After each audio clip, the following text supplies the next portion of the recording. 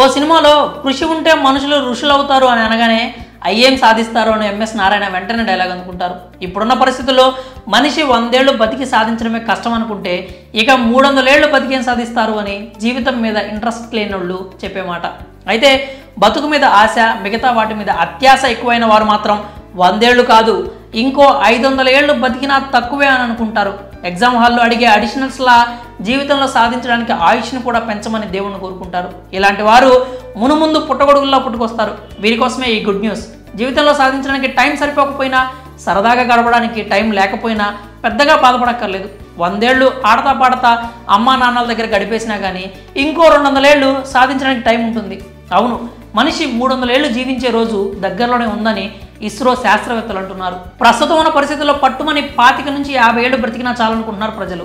ఎందుకంటే ఎవరు ఎప్పుడు ఎలా చనిపోతున్నారో చెప్పలేని పరిస్థితులను నేడు చూస్తూనే ఉన్నాం. అడపాదడప యవ్వన వయస్కులు సైతం హార్ట్అటాక్ వచ్చి మరణిస్తున్నారని వార్తలు వింటూనే ఉన్నాం. మరి ప్రస్తుతం ఉన్న పరిస్థితుల్లో 200 నుంచి 300 ఏళ్ల వరకు జీవించడం సాధ్యమేనా అంటే అవుననే అంటున్నారు ఇస్రోకు చెందిన శాస్త్రవేత్తలు.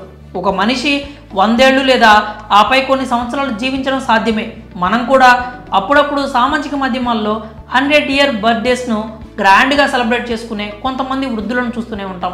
ఇక 100 ఏళ్లకు మించి కూడా మనుషులు బ్రతికారు. కానీ అది ఇప్పుడున్న కలియుగంలో కాదు, ఎప్పుడో రామాయణ మహాభారత కాలం నాటి యుగంలో మనుషులు దాదాపు 200 సంవత్సరాలు జీవించేవారు.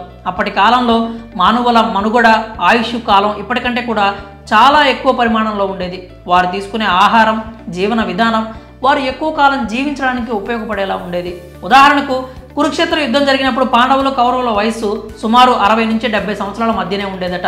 ఆ యుద్ధం తర్వాత కూడా వారు దాదాపు 3 దశాబ్దాలకు పైగా రాజ్యాన్ని పరిపాలించారట. మరి ఇప్పటి కాలంలో ఆహారపు అలవాట్లు, జీవన విధానం అంతా మారిపోయినా కూడా ఎక్కువ సంవత్సరాలు జీవించే అవకాశం ఉంటుందంటున్నారు ISRO chairman doctor S Somanath. ప్రస్తుతం సగటు మనిషి జీవన ఆయుష్ 70 సంవత్సరాలకు కుదించారు. కానీ అనేక కారణాల వలన ఈలోపే కొంతమంది ఊపిరి వదులుతున్నారు.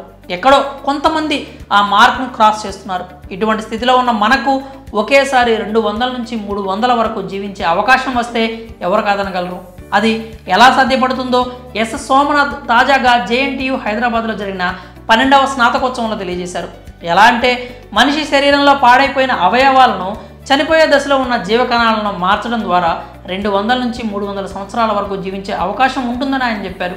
ఈ ప్రయోగాలను చేసే రోజులు దగ్గరలోనే ఉన్నాయని, దీనిపై స్టడీ చేస్తున్నట్లు చెప్పారు. కాగా ప్రస్తుతం ఈ ఏడాది పిఎస్ఎల్వి, జిఎస్ఎల్విలను కక్షలోకి పంపుతున్నట్లు పేర్కొన్నారు. మానవులను అంతరిక్షంలోకి పంపే గగన్యాన్ మిషన్ను ఈ ఏడాదిలోనే నిర్వహించనున్నట్లు తెలిపారు. అయితే ప్రస్తుతం ఈ స్థాయిలో ఉన్నారు కాబట్టి అన్ని విజయాలు మాత్రమే చూశాను అనుకుంటే పొరపాటేనని, ఆయన కూడా జీవితంలో కష్టాలను రుచి చూసి వచ్చారని పేర్కొన్నారు. ఏదేమైనా రాబోయే రోజుల్లో 200 నుంచి 300 వరకు జీవించే రోజులు వస్తాయో లేదో వేచి చూడాలి. మరి ఒక మనిషి 200 నుంచి 300 ఏళ్ళు జీవించే రోజు దగ్గరలో ఉందని ఇస్రో చీఫ్ చెప్పడంపై మీ అభిప్రాయం ఏమిటి? ఒకవేళ మీకు 200 నుంచి 300 సంవత్సరాలు బతికే